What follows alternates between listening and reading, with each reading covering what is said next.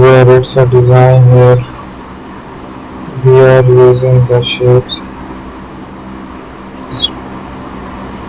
I will take a design there.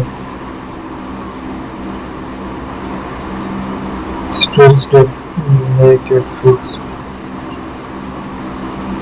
So I have made a clipping mask over the shape I have taken there. Now we will try another shape. Choose the custom shapes. So there is an eagle shape here, and export the image. So there is the image here.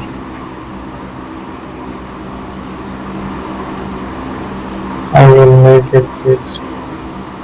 So generate the clipping mask we are using. Thank you for watching it.